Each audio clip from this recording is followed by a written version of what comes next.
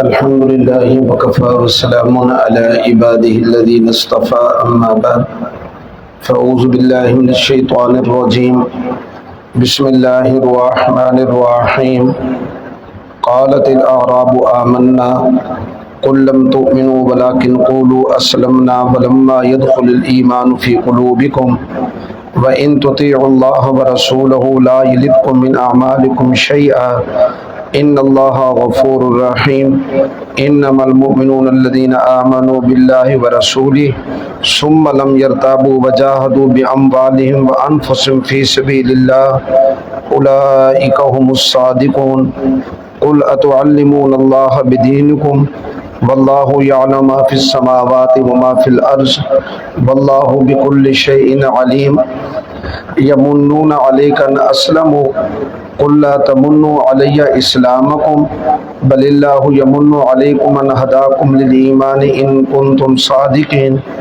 ان اللہ یعلم غیب السماوات والارض واللہ بصیر بما تعملون سبحان ربک رب العزت عما یصفون وسلام علی المرسلین والحمد للہ رب العالمین اللہم صلی علی سیدنا محمد وعلی آل سیدنا محمد وبارک وسلم۔ سورۃ حجرات کی آخری 5 آیات مبارکہ آپ حضرات کے سامنے تلاوت کی ہیں، چنانچہ 18 آیات مبارکہ پر مشتمل ہے۔ پہلی 5 آیات مبارکہ میں رسالت مآب صلی اللہ علیہ وسلم کی عظمت اور آداب کو اللہ نے بیان کیا۔ پھر 4 آیات مبارکہ میں اللہ جل شانہ نے اپنے محبوب صلی اللہ علیہ وسلم کی مقدس جماعت صحابہ کرام رضوان اللہ علیہم اجمعین کی فضیلت اور شان کو بیان کیا۔ یہ تقریباً 9 آیات مبارکہ بنتی ہیں۔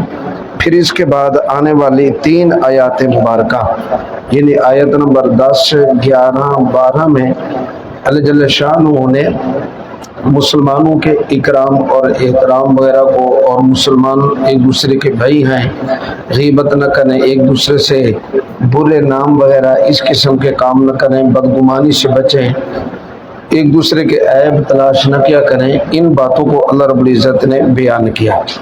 پھر اس کے بعد آیت نمبر 13 میں اللہ جل شانہ نے اس بات کو بیان کیا کہ تم سارے کے سارے اولاد آدم ہونے میں برابر کے شریک ہو۔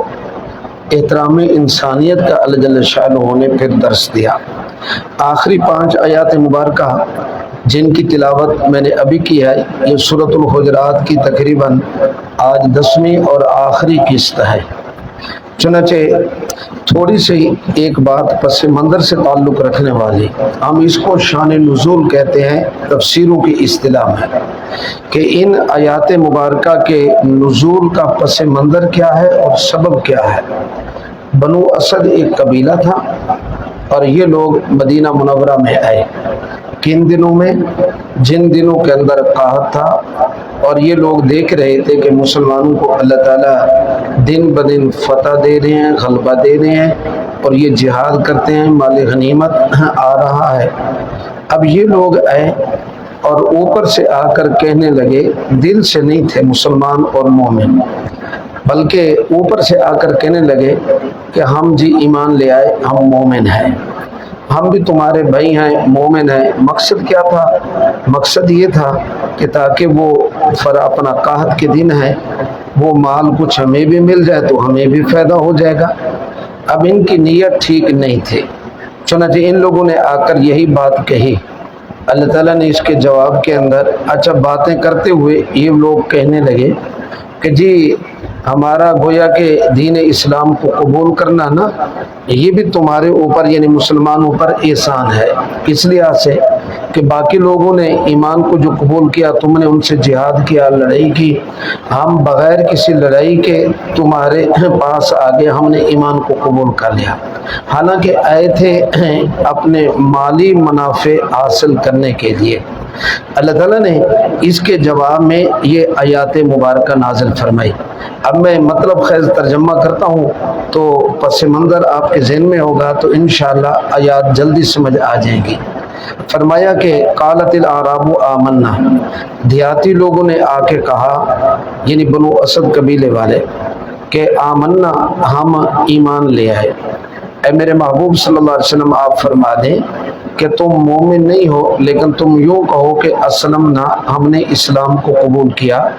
ولما يدخل الایمان فی قلوبکم، ایمان تمہارے دلوں میں داخل نہیں ہوا ابھی تک، تم اللہ کی اطاعت کرو، اللہ کے رسول کی اطاعت کرو، اللہ تمہارے اعمال میں سے کچھ کمی نہیں کریں گے، اللہ بڑھا چڑھا کر اجر و ثواب عطا فرمائیں گے۔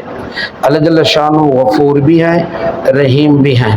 فرمایا کہ بے شک جو لوگ ایمان لے آئے، مومن اصل میں وہ ہیں جو ایمان لے آئے اللہ پر اور اللہ کے رسول پر، اور پھر شک نہیں کیا۔ ایمان لے آئے اللہ پر اور اللہ کے رسول پر، کوئی دنیاوی لالچ نہیں ہے، کوئی شک نہیں ہے۔ اشارہ ہے نا کہ تمہیں تو شک ہے نا، تم تو مال بٹورنے کے لیے آئے ہو نا۔ فرمایا ایمان لے آئے اللہ پر اور اس کے رسول پر، اور شک نہیں کیا، اور اپنے مالوں اور جانوں کے ذریعے اللہ کے راستے میں جہاد کیا۔ مال کی باری آئی، مال قربان کیا، اور اسی طرح جان کی باری آئی تو جان قربان کی ہے۔ فرمایا کہ اب یہ لوگ جو ہیں اولئک هم الصادقون، یہ لوگ سچے ہیں۔ اصل میں یہ لوگ مومن اور مسلمان ہیں، اور یہ لوگ سچے ہیں۔ آگے کیا فرمایا؟ فرمایا اے میرے محبوب صلی اللہ علیہ وسلم آپ فرما دیجئے، کیا تم اپنا دین ظاہر کر کے اللہ پر احسان جتلانا چاہتے ہو؟ اللہ کو بتانا چاہتے ہو کہ جی ہم مومن ہیں؟ فرمایا اللہ جل شانہ آسمانوں اور زمینوں میں جو کچھ ہے میرے اللہ جانتے ہیں، اللہ ہر چیز کو جاننے والے ہیں۔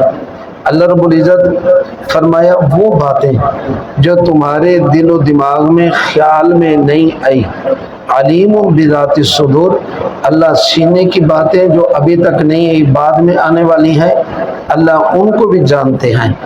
حضرت موسیٰ علیہ السلام ذرا تھوڑا سا بیوی کو ساتھ لے کر جب واپس آ رہے تھے مدین سے، پریشانی ہوئی نا کہ اب پاس کوئی توشہ وغیرہ بھی نہیں ہے، زیادہ راہ بھی نہیں ہے، تو اللہ نے فرمایا کہ میرے کلیم پتھر کو توڑو نا، اور پتھر کو توڑا، اندر سے ایک اور پتھر اس کو توڑا، پھر تیسرے پتھر کو توڑا، اندر سے چھوٹا سا ایک کیڑا نکلا، اور اس کے منہ کے اندر سبز پتہ ہے، اور وہ اللہ کی حمد و ثنا اور پاکی بیان کر رہا ہے۔ میرے کلیم جو اللہ اس کیڑے کو 3 پتھروں کے اندر یہ اس کا رزق سب پتہ پہنچا سکتا ہے، اللہ اپنے بندوں کو رزق نہیں دے سکتا؟ اللہ رب العزت یقیناً اس بات کے قادر ہیں۔ اب وہ کیڑا اور اس کو خوراک کا پہنچانا، اب یہ باتیں میرے اللہ کے علم میں ہے نا، تو فرمایا اللہ رب العزت ان ساری باتوں کو جانتا ہے۔ یمنون علیک ان اسلموا، یہ لوگ آ کر احسان جتلا رہے ہیں کہ جی ہم مسلمان ہیں۔ اے میرے محبوب فرما دیجئے کہ میرے اوپر تم اپنے اسلام کا احسان نہ جتلاؤ، بلکہ اللہ نے احسان کیا تم پر، اللہ نے ایمان کی تمہیں ہدایت عطا فرمائی، توفیق عطا فرمائی اگر تم سچے ہو۔ کیا مطلب ہے کہ یہ اللہ کا احسان ہے نا، یہ اللہ کا فضل ہے نا کہ اللہ ایمان والی دولت دے، اللہ ہدایت دے۔ کہتے ہیں کہ بادشاہ کی خدمت کرنے والے کو نخرہ نہیں کرنا چاہیے، اور اس بات کے اوپر فخر نہیں کرنا چاہیے کہ میں بادشاہ کی خدمت کر رہا ہوں، میں بادشاہ کے اوپر احسان کر رہا ہوں۔ بادشاہ کی خدمت کرنے والے تو 20 لوگ موجود تھے، بادشاہ کا شکریہ ادا کر کے اس نے 13 انتخاب کیا ہے۔ اللہ رب العزت نے ہمارا انتخاب فرمایا، اور صحابہ کرام رضوان اللہ علیہم اجمعین، غزوہ خندق کا موقع یہ بڑا مشقت والا موقع تھا۔ یقین کر لیں کہ سارے کافروں کے قبائل، مشرکین مکہ، انہوں نے ان کو اکٹھا کیا، قبائل عرب کو اکٹھا کرنے کے بعد، یہ غالباً 5 ہجری کی بات ہے یا 4 ہجری کی بات ہے، چنانچہ غزوہ احد کے سال 2 سال بعد کی بات ہے۔ ادھر مدینہ منورہ میں رہنے والے یہودی یہ بھی در پردہ ان کافروں کے ساتھ تھے۔ اب یہ سارے لوگ یک بارگی اہل مدینہ پر حملہ کر کے، پروگرام یہ تھا کہ آپ صلی اللہ علیہ وسلم کو، آپ کی جماعت کو آج معاذ اللہ ختم کر دیں گے۔ حضرت سلمان فارسی نے مشورہ دیا تھا، مختلف صحابہ کرام سے میرے آقا نے مشورہ لیا ہمیں کیا کرنا چاہیے۔ صحابہ کرام نے کہا کہ ایسے کرو کہ باقی سائڈیں محفوظ ہیں، پہاڑی علاقہ ہے، یہ جو ملک شام والی سائڈ ہے تو اس طرف سے نا وہ لوگ آئیں گے تو اس طرف سے کیا کرتے ہیں، خندق کھودتے ہیں۔ اب خندق کھودی گئی اتنی لمبی چوڑی، اور صحابہ کرام بھوکے تھے، اور بعض صحابہ کرام نے اپنے پیٹ پر پتھر باندھے ہوئے تھے تاکہ کمر جھکے نہیں، بندہ کام کر سکے۔ اور اللہ کے محبوب صلی اللہ علیہ وسلم نے ایسے موقع پر 2 پتھر اپنے پیٹ پر باندھے ہوئے تھے۔ صحابہ کرام کیا کر رہے تھے، وہ کھدائی بھی کر رہے ہیں، خندق بھی کھود رہے ہیں، اور زبانوں کے اوپر ایک نعرہ جاری ہے، فواللہ لولا اللہ ما اهتدینا ولا تصدقنا ولا صلینا۔ اگر اللہ ہمیں ہدایت نہ دیتے، نہ ہم نمازیں پڑھتے، نہ روزے رکھتے، نہ حج کرتے، اور نہ ہی جہاد کرتے، یہ سارا ہمارے اللہ کا فضل ہے، اللہ کا احسان ہے۔ اللہ تعالیٰ اگر تمہارا انتخاب کر لیتے ہیں کسی دینی کام کے لیے اور اپنے کسی حکم کو زندہ کرنے کے لیے، اللہ پر احسان نہ جتلاؤ۔ اسی بات کو بیان فرمایا نا کہ تم اللہ پر احسان کر رہے ہو، اللہ نے احسان کیا، اللہ نے اس کار خیر کے کرنے کی تمہیں توفیق عطا فرمائی ہے۔ اور پھر آگے فرمایا ان اللہ یعلم غیب السماوات والارض واللہ بصیر بما تعملون۔ اللہ جل شانہ آسمانوں اور زمینوں کے غیب کو جانتے ہیں، اور جو تم اعمال کر رہے ہو اللہ دیکھ بھی رہے ہیں اور اللہ جانتے بھی ہیں۔ تو یہ سورۃ الحجرات کی آخری آیات مبارکہ تھی۔ تو اب ان کی روشنی میں پہلی بات جو آپ کو سمجھانی ہے وہ یہ، وہ لوگ کہنے لگے قالت الاعراب آمنا، دیہاتی کہنے لگے ہم مومن ہیں۔ اللہ نے اس کے جواب کے اندر فرمایا میرے محبوب آپ فرما دیں ان کو کہ یہ مومن نہ کہیں، یہ کہیں ولیکن قولوا اسلمنا ولما يدخل الایمان فی قلوبکم، ہم مسلمان ہیں، ابھی تک ایمان ان کے دلوں میں داخل نہیں ہوا۔ یہ اپنے آپ کو مسلمان کہہ سکتے ہیں، مومن نہیں کہہ سکتے۔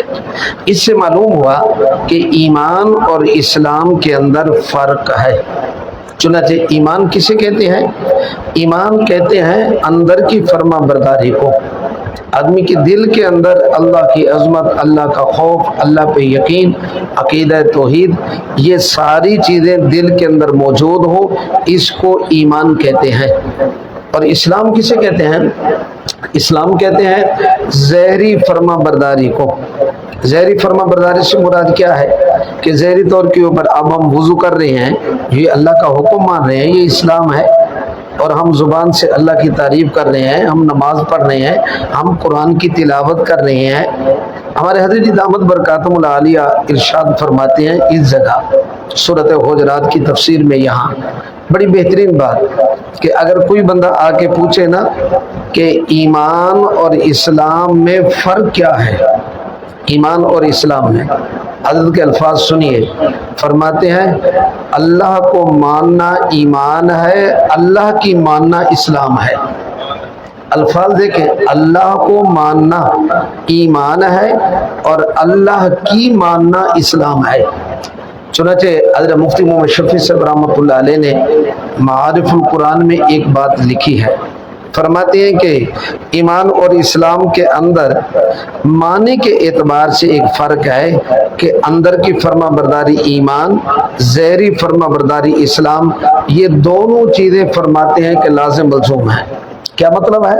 فرماتے ہیں کہ دل کی فرما برداری جب باہر نکل آئے، اعضاء کے اوپر اس کے اثر ظاہر ہونے لگے، اب گویا کہ ظاہری طور پر بھی فرما برداری، اندر کی بھی فرما برداری، جب یہ دونوں فرما برداریاں جمع ہو جائیں، فرمایا اسی کو ایمان بھی کہتے ہیں اور اسی کو اسلام بھی کہتے ہیں۔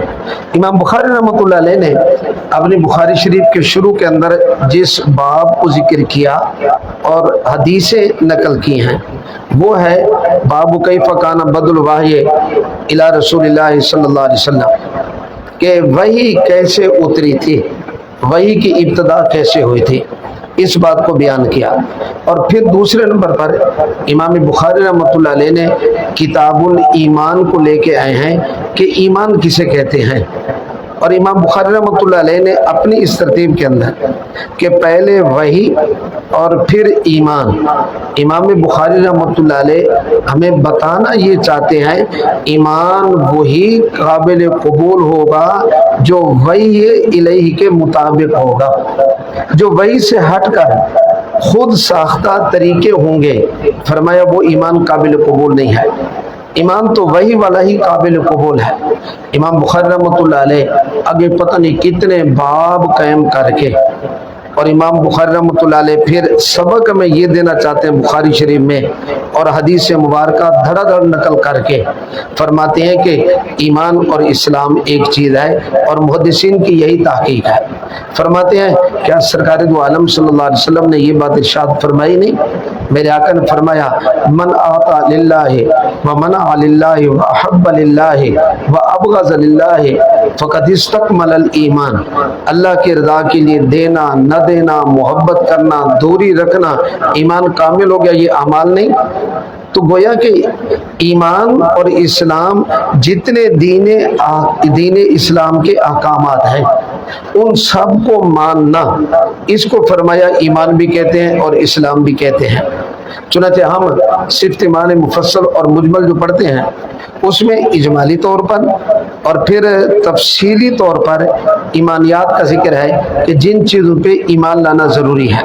چنانچہ ہم پڑھتے ہیں آمنت باللہ کما هو باسمائہ وصفاتہ وقبلت جمیع احکامہ اقرار باللسان وتصدیق بالقلب، میں اللہ پر ایمان لایا، اللہ کی ذات پر بھی، اللہ کی صفات پر بھی۔ اور پھر آگے کیا فرمایا کہ میں اس نے سارے احکامات کو قبول کیا، میں دل سے تصدیق بھی کرتا ہوں اور زبان سے اقرار بھی کرتا ہوں، اسی کا نام ایمان ہے۔ اب ایمان کن چیزوں پہ لے آئے گا؟ آمنت باللہ وملائکتہ وکتبہ ورسلہ والیوم الآخر والقدر خیرہ وشرہ من اللہ تعالی والبعث بعد الموت۔ اب یہاں اللہ پر ایمان، اللہ کے رسولوں پر ایمان، کتابوں پہ ایمان، اور قیامت پر ایمان، اور مرنے کے بعد دوبارہ اٹھنا ہے اس پر ایمان، ہر اچھی اور بری تقدیر میرے اللہ کی طرف سے ہوتی ہے، ان ساری چیزوں پہ ایمان لے آنا، یہ تفصیلی چیزیں ذرا آ گئی ہیں۔ تو میرے دوستوں، بزرگوں، بھائیوں، ایمان اللہ تعالیٰ کی بہت بڑی نعمت ہے، بہت بڑی نعمت ہے، آپ یقین کر لیں۔ مسلمان جتنا بھی گیا گزرا ہو، بادشاہ کا بیٹا جتنا بھی گیا گزرا ہو نا، بے شک آزاد ہو، جیسا کیسا بھی ہو، شہزادہ وہی بنے گا، میرا اور آپ کا بیٹا شہزادہ نہیں بنے گا، شہزادہ وہی بنے گا۔ مسلمان جتنا بھی گیا گزرا ہو، ایمان والی دولت جو اللہ نے عطا فرمائی ہے یہ بہت بڑی دولت ہے۔ چنانچہ سنیے اس کے اوپر ایک حدیث مبارکہ، قیامت کے دن اللہ جل شانہ فرمائیں گے فرشتوں کو کہ میرے بندوں کا جو حقوق العباد کا معاملہ ہے نا، پہلے اس کو ذرا ٹھیک کر لو۔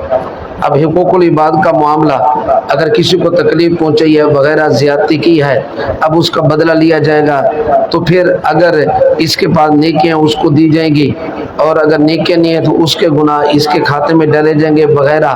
فرشتے کہیں گے یا باری تعالیٰ، ہم نے حقوق العباد والا تو مسئلہ پورا کر دیا ہے، اب کیا چیز باقی رہے گی؟ تو فرشتے کہیں گے یا اللہ، اب تیرا حق باقی رہ گیا، اللہ جل شانہ کا حق۔ چنانچہ اللہ جل شانہ فرمائیں گے میرے محبوب صلی اللہ علیہ وسلم کی امت ہے، میرے محبوب بھی لاڈلے اور میرے محبوب کی امت بھی لاڈلی، مجھے حیا آتی ہے کہ میں اپنے حق کے بارے میں ان کو سزا دوں، پکڑ کرو، میں نے بھی ان کو اپنے محبوب کے صدقے معاف کر دیا ہے۔ اب دیکھیں جب یہ کیفیت ہوگی نا، تو ایسے موقع پر اب مومن جا رہے ہیں جنت کے اندر، ایسے موقع پر کیا ہوگا؟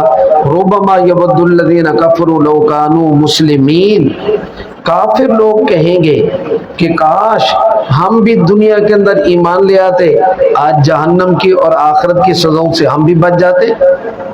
یہ ایمان والوں کو اللہ کے محبوب صلی اللہ علیہ وسلم کی شفاعت، میرے آقا کو اللہ جل شانہ نے حق کے شفاعت دے دیا. قرآن میں بھی تو فرما دیا نا وَلَسَوْفَ يُعْطِيكَ رَبُّكَ فَتَرْضَىٰ، اے میرے محبوب آپ کو اتنا دیں گے کہ آپ کو راضی اور خوش کر دیں گے. آپ کو اتنا دیں گے کہ آپ خود فرمائیں گے بس بس میرے اللہ کافی ہے. میرے آقا نے اس آیت کے نزول کے بعد فرمایا کہ جب تک میرا ایک گناہگار امتی جہنم میں ہوگا مجھے اللہ کی قسم ہے میں اللہ سے راضی نہیں ہوگا. اس کو بھی جہنم سے نکالو. اب یہ دیکھیں ایمان کی وجہ سے نکل رہا ہے نا. ہمارے حضرت جی ایک حدیث مبارکہ نقل کرتے ہیں، فرماتے ہیں ایک آدمی ایسا بھی ہوگا خوش نصیب کہ جہنم سے نکالا جائے گا اور جنت میں بھیجا جائے گا. کس وجہ سے؟ فرمایا یہ جو آنکھ کے بال ہیں نا پلکے، ایک بال گواہی دے گا اللہ ایک دفعہ یہ تیرے خوف کی وجہ سے کسی جگہ بیٹھا ہوا تھا، بس اتنا رویا میں ایک بال اس کے آنسو سے تر ہو گیا. اس ایک بال کی گواہی پر اللہ تعالیٰ اپنے بندے کو معاف فرما کر جنت میں بھیج دیں گے. تو میرے بھائیو یہ ایمان ہے نا. تو ایمان اللہ رب العزت کی بہت بڑی ایک نعمت ہے اور بہت بڑی ایک اللہ کی عطا ہے. اب یہ ایمان میرے بھائیو ہمارا بڑھے گا کیسے؟ ایمان ہمارا کیسے بڑھے گا؟ اس کے لیے ہم نے کیا طریقہ اختیار کرنا ہے؟ میرے بھائیو سب سے پہلی بات یہ ہے کہ ہم اللہ رب العزت کی قدرت کی نشانیاں، اللہ تعالیٰ کی نعمتیں، ان میں ذرا غور و فکر کریں. اللہ کی نعمتوں میں بندہ جب غور و فکر کرے نا تو پھر اس کے بعد آدمی ناشکری سے اپنے آپ کو بچاتا ہے اور کفر سے اللہ حفاظت فرماتے ہیں. پھر اللہ پروردگار اس کو شکر والی ایمان والی زندگی عطا فرماتے ہیں. میرے اللہ نے زمین پیدا کی، اتنی بڑی پانی کے اوپر بچھا دیا. اب اس وقت بھی یہاں پہلے تو پانی تھا. اللہ کو جب منظور ہوا زمین بننا شروع ہوئی، 71% اب بھی پانی ہے اور 29% زمین ہے. ہم کوئی تھوڑی سی چیز پانی کے اوپر کھڑی کر کے تو دکھائیں. میرے اللہ نے اتنی بڑی زمین کھڑی کر دی، ہل رہی تھی، میرے اللہ نے اس کے اندر پہاڑ گاڑ دیے. اللہ نے بغیر ستونوں کے اتنی بڑی آسمان کی چھت ہمارے اوپر کھڑی کر دی. جب سے میرے بھی بنا ہے، ہم سے پہلے حضرت آدم علیہ السلام کے زمانے سے پہلے کبھی اس کے رنگ روغن تو نہیں کیا گیا نا. تو میرے اللہ پروردگار نے چلو اور چیزیں خارجی اپنی جگہ پہ، اللہ رب العزت نے مجھے کتنا خوبصورت جسم عطا فرمایا، جسم کے اعضاء عطا فرمائے. یہ اللہ کی کتنی بڑی نعمتیں ہیں. جب بندہ اللہ کی نعمتوں میں غور کرے گا، اللہ کی قدرت کی نشانیوں میں غور کرے گا تو بندے کا ایمان اللہ پر اور بڑھے گا. دوسرا کام ہم یہ کریں، انبیاء کرام علیہ السلام کے جو واقعات ہیں نا ان کو پڑھا اور سنا کریں. پر قرآن کریم کے اندر موجود ہیں. حضرت ابراہیم علیہ السلام کا جب واقعہ پڑھیں گے کہ نمرود کے مقابلے میں نمرود نے کیا کچھ کیا، اب میں واقعہ نہیں بیان کرنا چاہتا نا، وقت ہے. ابراہیم علیہ السلام کس طرح ڈٹے رہے تو ایمان بڑھے گا نا. حضرت یوسف علیہ السلام کا جب واقعہ قرآن میں پڑھیں گے کہ حضرت یوسف علیہ السلام کے لیے زلیخا نے کیسے حالات، اگر بھائیوں سے بات لے کے چلتے ہیں، کنویں میں ڈال رہے ہیں اور بھائی تو ختم کرنا چاہتے ہیں، پر میرا اللہ جس کو رکھنا چاہتا ہے دنیا کی کوئی طاقت مٹا نہیں سکتے. جس کو ختم کر رہے ہیں اللہ نے کنویں سے نکالا. اچھا پھر چلو ٹھیک ہے غلام بنے، غلاموں والی زندگی زلیخا کے گھر میں گزارتے رہے. بالآخر اللہ نے اس کو بادشاہ عطا فرمائی. جو بھائی ختم کرنا چاہتے تھے وہ فقیر اور سیل بن کر کھڑے ہیں کہ حضرت ہمیں بھی تو گندم دے دینا. اب جب یہ واقعات اور انہوں نے اپنے ایمان کی پاک دامنی کی کس طرح حفاظت کی، تنہا ہے، نوجوان ہے، کنوارے ہیں، عورت بادشاہ کی بیوی ہے، عام بھی نہیں ہے، بلا رہی ہے. اب جب اس طرح کے واقعات پڑھیں گے تو بندے کے اندر حیا اور پاک دامنی آئے گی نا. حضرت ایوب علیہ السلام کا واقعہ پڑھیں گے تو انبیاء کرام علیہ السلام کے واقعات کو یاد رکھیں. جب ہم پڑھیں گے اور سنیں گے ہمارا ایمان بڑھے گا، ہمارا ایمان مضبوط ہوگا. دو باتیں. اور تیسری بات، حضرات صحابہ کرام رضوان اللہ علیہم اجمعین کی زندگی کو پڑھیں میرے بھائی. صحابہ کرام کے حالات سنیں اور پڑھیں، اس سے بندے کا ایمان مضبوط ہوتا ہے. جب صحابہ کے حالات پڑھیں گے کہ سامنے सामने वो तेल का गरम कड़ा है और वो खोल रहा है। अब बादशाह भी दावत दे रहा है कि जी क्या कर ईमान को छोड़ दे, और फिर रिश्ता भी देने के लिए तैयार है, जान भी बचती है, लेकिन सहाबी ने जान दे दिया है और अपने ईमान को नहीं छोड़ा। इस किस्म के जब वाकयात एक नहीं बीसों मौजूद हैं। हज़रत मौलाना यूसुफ कादरी रहमतुल्लाह अलैह ने बानी तबलीगी जमात हज़रत मौलाना मोहम्मद इलियास रहमतुल्लाह अलैह के बेटे थे। उन्होंने एक किताब लिखी है अरबी जुबान में, उसका नाम है हयातुस सहाबा, 3 जिल्दों में। मौलाना एहसान साहब ने उर्दू में भी उसका तर्जुमा कर दिया है। सहाबा किराम की जिंदगी लिखी है उस पर, और उसको पढ़ें, यकीन कर लें कि उसके पढ़ने से आदमी का ईमान मजबूत होता है, सहाबा के दिल के अंदर मोहब्बत पैदा होती है, और सहाबा वाला अमल करने के लिए बंदे में जज्बा पैदा होता है। हमारे बुजुर्गों में से एक आदमी आया, कहने लगा मुझे खिलाफत और मुल्कियत के पढ़ने का शौक है। तो पढ़ा, पढ़ने के बाद पूछा कि अब दिल की कैफियत क्या है। कहने लगा कि सहाबा किराम के बारे में शुकूक व शुबहात माज़अल्लाह पैदा हुए। और फिर फरमाया मौलाना यूसुफ कादरी रहमतुल्लाह अलैह की हयातुस सहाबा पढ़, हयातुस सहाबा पढ़ी। फरमाया अब, फरमाते हैं अब सहाबा के दिल में मोहब्बत भी पैदा हुई और अमल करने का जज्बा भी मेरा बड़ा है। तो हम तीसरा काम ये करें, और चौथा काम मेरे भाई याद रखें, ईमान अल्लाह की नेमत है, अल्लाह का शुक्रिया भी अदा करें और अल्लाह से ईमान की हिफाजत की दुआ भी मांगे। हजरत हाजी अब्दुल वहाब साहब रहमतुल्लाह अलैह से मैंने खुद सुना था, और फरमाते थे कि रोजाना 2 रकात नमाज नफिल पढ़ा करो, इस बात के ऊपर कि अल्लाह तो ने मुझे ईमान वाली दौलत अता फरमाई है। शुक्रिया अदा करने पर अल्लाह नेमतें बढ़ाते हैं, अल्लाह तुम्हारे ईमान को बढ़ाएंगे, सारी जिंदगी ईमान तुम्हारे पास रहेगा। तो शुक्रिया भी अदा करो, अल्लाह से दुआ भी मांगो। और आखिरी बात यह है कि ईमान वाले जो हैं, जिनका ईमान कामिल है, जिनको औलिया अल्लाह कहा जाता है, हम उनकी मजालिस के अंदर बैठे, हम उनकी सोबत के अंदर बैठे, उससे क्या फायदा होगा मेरे भाइयों? जो कि हदीस मुबारक में आ गया, ये ऐसे खुश नसीब लोग हैं, इनकी मजलिस में फरमाया ला यशका जलीसुहुम, जो बंदा इनकी सोबत में बैठता है वो कभी बदबख्त और महरूम नहीं हो सकता। अल्लाह उसके ईमान में, बल्कि एक हदीस पाक के अंदर ये मौजूद है, अल्लाह के महबूब सल्लल्लाहु अलैहि वसल्लम ने वाज़ेह फरमाया अलैकुम बिमुजालसतिल उलमा व सिमाइ कलामिल हुक्मा फ़इन्नल्लाह तआला युजी बिहिमा अल क़ल्बल मय्यित कमा युजी अल अर्ज़ल मय्यित बिमारिल मतर। फरमाया उलमा की मजलिस में बैठा करो, अल्लाह वालों की बातें सुना करो, अल्लाह तुम्हारे मुर्दा दिल को इस तरह आबाद करेंगे जैसे वीरान बंजर जगह हो, जमीन हो, उस पर बारिश बरसे, अल्लाह खेती पैदा फरमाते हैं। अल्लाह वालों और उलमा की मजलिस में बैठने की बरकत से अल्लाह तुम्हारे मुर्दा दिल को भी इसी तरह जिंदा कर देंगे। इन चीजों से भाई याद रखें, आदमी का ईमान बढ़ता है। अच्छा, अगर ईमान देखें बढ़ता है ना, तो फिर थोड़ा सा हम ये भी देख लें कि ईमान की जो तकादे हैं, क्या हमारी जिंदगी के अंदर वो अमाल हैं? अगर नहीं है तो फिर अल्लाह से तौबा और माफ़ी मांगे, कदम ज़रा आगे बढ़ाएं। वगरना ये होता है मेरे भाइयों कि बिल आखिर वो चिंगारी पड़ी पड़ी फ़ायदा ना उठाए, बुझ जाती है, आदमी का ईमान फिर कमज़ोर हो जाता है। हम आमाल को, इसको थोड़ा सा हम पानी दें, किस चीज़ का? ईमान को, आमाल का पानी दे मेरे भाई, फिर इसकी जड़ मजबूत होगी, फिर ये ऊपर को फूले और फूलेगा और फैलेगा, और फिर इससे आगे फल भी निकलेगा, शाखें भी निकलेंगी और पत्ते भी निकलेंगे। हमने इसको पानी किस चीज का देना है मेरे भाइयों? हमने नमाज का पानी देना है, हमने कुरान की तिलावत का पानी देना है, हमने रमजान के रोजे रखकर ये पानी देना है, हमने अगर अल्लाह ने तौफीक दिया हज बैतुल्लाह करके, अल्लाह के रास्ते में जिहाद करके और दीगर अज़कार दुरूद शरीफ वगैरह इस तरह की जिंदगी गुजारेंगे तो हमारा ईमान जरा मजबूत होगा, हमारा ईमान आगे बढ़ेगा मेरे भाइयों। मालूम हुआ कि अमाल भी साथ इख्तियार करने चाहिए, वगरना फिर ईमान बंदे का क्या हो जाता है? कमजोर पड़ जाता है। हम अपनी सोबत को देखें कि हमारी सोबत अच्छी है या नहीं।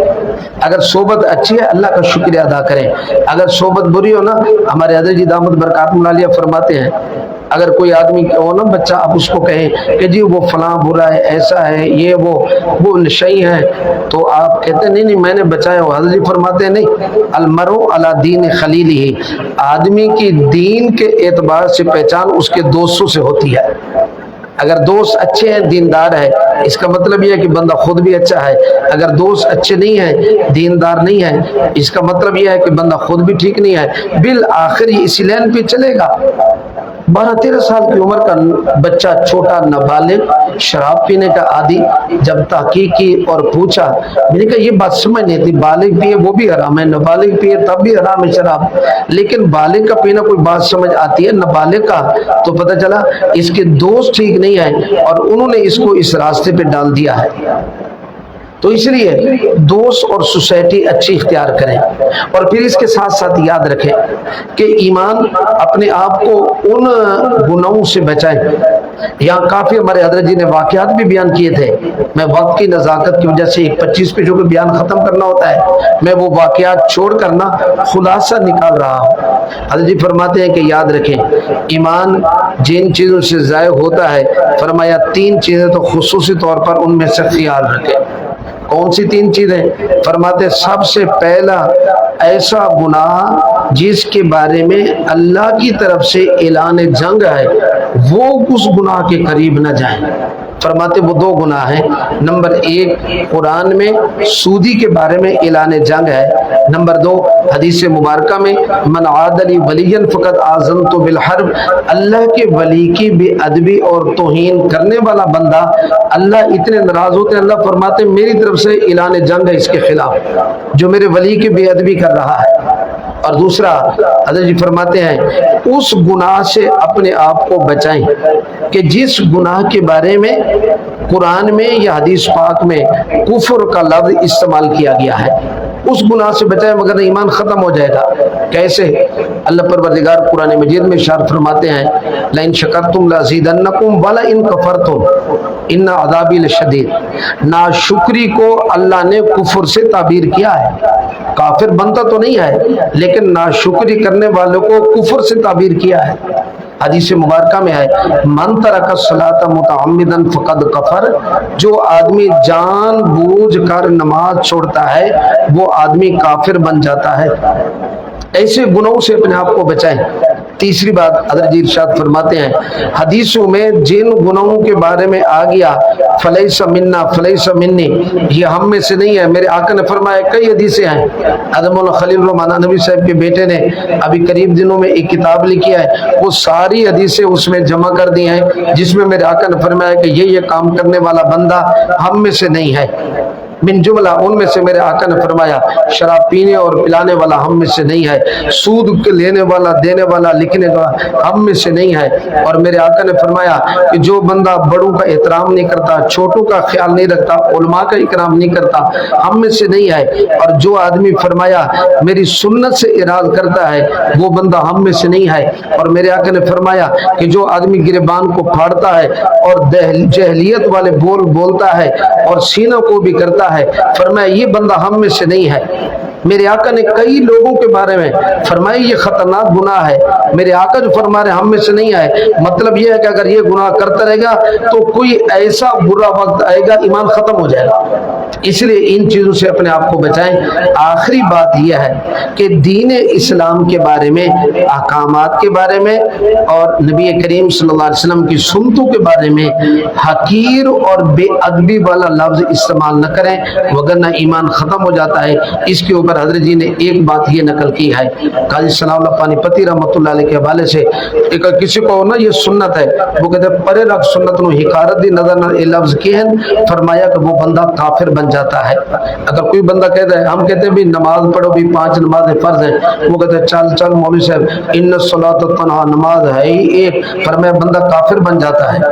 4 نمازوں کی فرضیت کا تو انکار کیا ہے، کافی ساری باتیں اور بھی نقل کی ہیں، لیکن وقت کی نزاکت کو ملحوظ رکھتے ہوئے بات کو ختم کر رہا ہوں۔ اللہ تعالیٰ توفیق عمل نصیب فرمائے۔ وما علینا الا البلاغ، سنتے ادا فرمائے۔